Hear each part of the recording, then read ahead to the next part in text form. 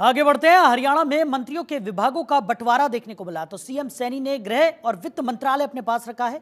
कृष्ण लाल को विकास एवं पंचायत और भू विज्ञान विभाग दिया गया है। आरती राव को स्वास्थ्य विभाग का जिम्मा मिला है। राव नरबीर को उद्योग और पर्यावरण विभाग की जिम्मेदारी सौंपी गई है। अनिल विज को परिवहन, ऊर्जा और श्रम मंत्रालय दिया गया है। हरियाणा के मुख्यमंत्री नायब सिंह सैनी ने रविवार रात को मंत्रियों के बीच विभागों का बंटवारा किया। मुख्यमंत्री नायब सिंह सैनी ने गृह और वित्त विभाग अपने पास रखे हैं। वहीं अनिल विज को ऊर्जा और परिवहन विभाग दिए गए हैं। सीएम सैनी 12 विभागों का कार्यभार संभालेंगे। गृह और वित्त के अलावा वो योजना, आबकारी और कराधान, नगर और ग्राम नियोजन और शहरी संपदा, सूचना, जनसंपर्क और कानून मंत्रालय अपने पास रखते हुए नजर आए। वहीं आरती राव को स्वास्थ्य, राव नरबीर को उद्योग एवं पर्यावरण, अरविंद शर्मा को जेल और श्रुति चौधरी को महिला एवं बाल विकास विभाग दिया गया है। तो कृष्णलाल पंवार विकास एवं पंचायत और माइंस, महिपाल ढांडा को एजुकेशन, विपुल गोयल को रेवेन्यू विभाग दिया गया है। श्याम सिंह राणा कृषि एवं किसान कल्याण विभाग संभालेंगे, जबकि रणबीर गंगवा लोक स्वास्थ्य इंजीनियरिंग विभाग संभालेंगे। तो कृष्ण कुमार बेदी के पास सामाजिक न्याय, अधिकारिता और अनुसूचित जाति एवं पिछड़ा वर्ग कल्याण विभाग उनके हिस्से में आया है। वहीं राजेश नागर और गौरव गौतम को राज्य मंत्री बनाया गया है।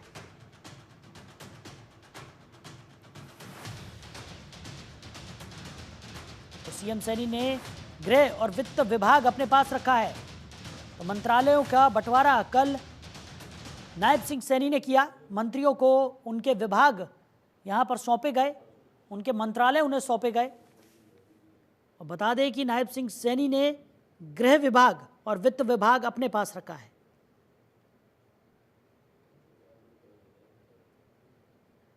तो अरविंद शर्मा को सहकारिता, जेल, इलेक्शन और टूरिज्म विभाग सौंपा गया है। श्याम सिंह राणा की बात करें, कृषि, पशुपालन, मछली पालन विभाग उन्हें सौंपा गया है। रणबीर गंगवा को पब्लिक हेल्थ इंजीनियरिंग और पब्लिक वर्क विभाग दिया गया है। कृष्ण कुमार को सोशल जस्टिस, इम्पावरमेंट, SC/ST से जुड़े हुए विभाग दिए गए हैं। श्रुति चौधरी को महिला एवं बाल विकास और सिंचाई विभाग की जिम्मेदारी दी गई है। आरती राव की बात करें, स्वास्थ्य विभाग, मेडिकल एजुकेशन और आयुष मंत्रालय उन्हें सौंपा गया है। उधर राजेश नागर को food, civil supply and consumer affairs, printing व स्टेशनरी विभाग सौंपा गया है। खबर पर ज्यादा जानकारी के साथ हमारी सहयोगी शिखा हमारे साथ जुड़ गई। शिखा, क्या कुछ निकलकर सामने आ रहा है? नायब सिंह सैनी ने अब जिस तरीके से मंत्रियों को उनके विभाग यहां पर सौंप दिए हैं और तमाम मंत्रालयों का डिस्ट्रीब्यूशन यहां पर कर दिया गया है, और नायब सिंह सैनी की बात करें तो खुद अपने पास वित्त और गृह विभाग की जो जिम्मेदारी है वो उन्होंने रखी है। क्या कुछ जानकारी?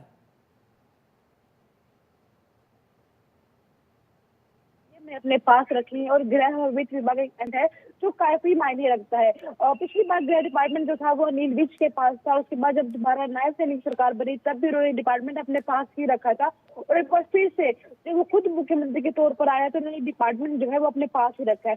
बात करें वित्त डिपार्टमेंट की तो जब मनोहर लाल की सरकार थी तो उन्होंने डिपार्टमेंट अपने पास रखा था, और जब नायब सैनी की सरकार आई थी तो उन्होंने अपना डिपार्टमेंट जो था वो जेपी दलाल को दे दिया था। पर इस बार इसे दो मेन डिपार्टमेंट चाहिए हो या शायद कमीशन का डिपार्टमेंट हो, वो भी कुछ सीएम ने अपने पास ही रखा है। और बात करें अनिल विज की तो सबके मन में ये डाउट था कि उनको कौन सा डिपार्टमेंट जो है वो दिया जाए, क्योंकि कहीं ना कहीं काफी सीनियर वो है, काफी अच्छा एक स्टेज है उनका सरकार में। तो कहीं ना कहीं बात करें को बिजली, परिवहन और लेबर मंत्रालय जो है वो सरकार के द्वारा दिया गया है। आरती राव को स्वास्थ्य, विपुल गोयल को urban local bodies, Krishanlal Panwar को पंचायत, महिपाल ढांडा को एजुकेशन, श्याम सिंह राणा को कृषि और गौरव गौतम को खेल विभाग।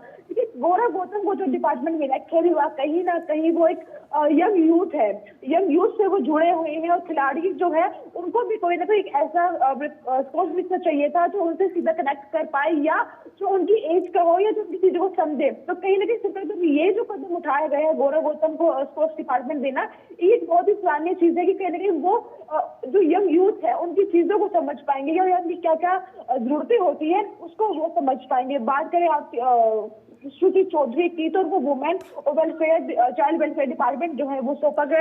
यानी कहीं ना कहीं किसी तरह का मतभेद जो है वो नहीं किया गया है, हर किसी को डिपार्टमेंट जो है वो सही तरह से बांटे गए हैं।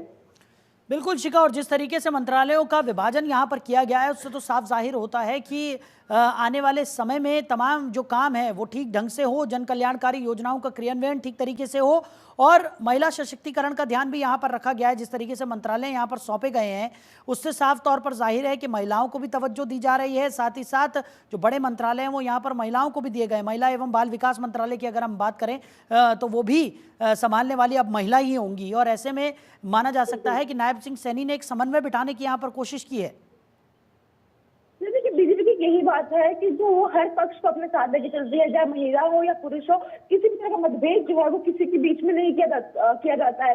यानी जब मनोहर लाल की सरकार थी तो डिपार्टमेंट जो थे वो कमलेश ढांडा के पास थे, उस टाइम भी एक महिला को ही डिपार्टमेंट जो है वो सौंपे गए थे। एक बार फिर से और सैनी सरकार में डिपार्टमेंट जो है वो श्रुति चौधरी को सौंपे गए है। और एक सबसे बड़ी बात है कि वो कहीं ना कहीं समस्याएं जो है वो समस्या उन्हें पता होता है कि किस तरह के काम जो है वो करना जरूरी है, या जो महिलाएं होती है वो कहीं ना कहीं उनसे कनेक्ट जो है वो थोड़ी जल्दी कर पाती है। तो इसी बात को ध्यान में रखते हुए भी करेंगे डिपार्टमेंट जो है उन्हें सौंपे गए हैं। और ये कहा जा रहा था कि खबरों में बातें चल रही थी, सूत्र बता रहे थे ये शायद कमीशन जो है वो श्रुति चौधरी को दिया जा सकता है। अगर ऐसा कुछ होता तो कहीं ना कहीं फिर वही कहते हैं कि एक भेदभाव करने की बात जो है वो बीच में आ रही थी। पर ऐसे बहुत से डिपार्टमेंट है जिनको लेकर लोगों के बीच में आपसी रंजिशी हो सकती थी या मतभेद हो सकता था, उस डिपार्टमेंट को फिर सीएम ने अपने पास रखा।